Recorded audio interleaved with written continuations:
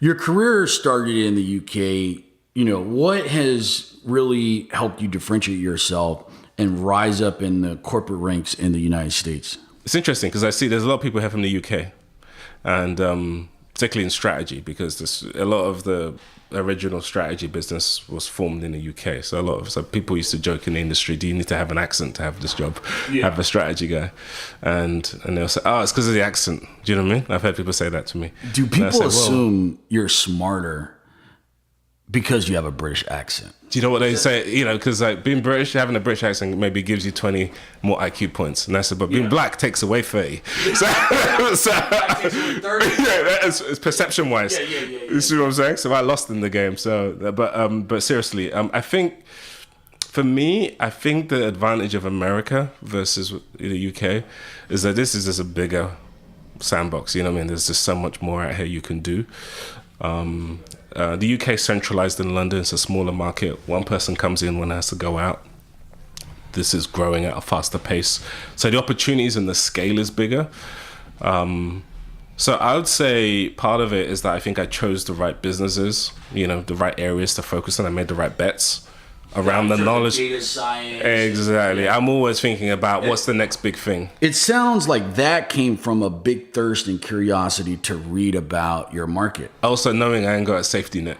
Yeah. So I know I just got to keep hustling just to keep ahead, and I got to work a little bit harder than everybody else. And so, I'm always reading. I'm always thinking about what's next. I'm always, every time we meet, we're always chatting about where's the world going and that kind of stuff. So I have that mindset. And it's a kind of a struggle mindset, I was in Mumbai, India last year, and an Indian asked me bluntly, he said, "Are Americans lazy?" I guess that was the perception from his perspective in Mumbai. I don't know how far and deep that goes, but the perception compared to the United States, when you come here from London, did you perceive a lot of us in America being complacent? Not compared to London. I think London's way more relaxed. Not necessarily compared to Nigeria. Oh yeah, Nigerians are like, what are those guys doing over there, man?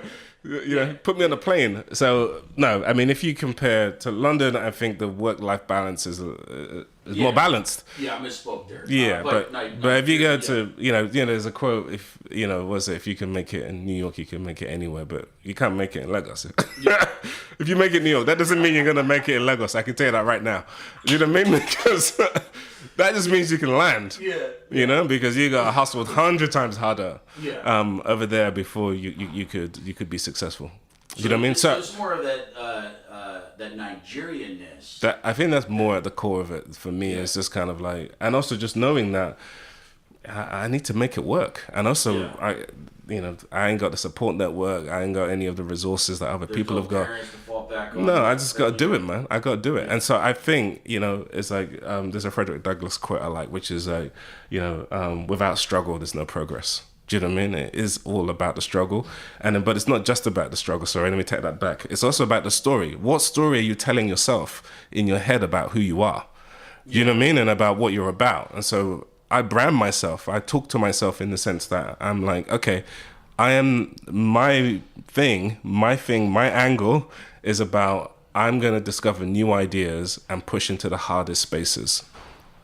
Because not everyone wants to go into those spaces, and that's where I'm going to specialize in. So when everyone was struggling with around the idea of data and digital coming together, and people didn't really know the answer to that, I dove into that. When everyone's thinking about multi-screen and how you manage all of that, I dove into that, which is what led me to NBCUniversal.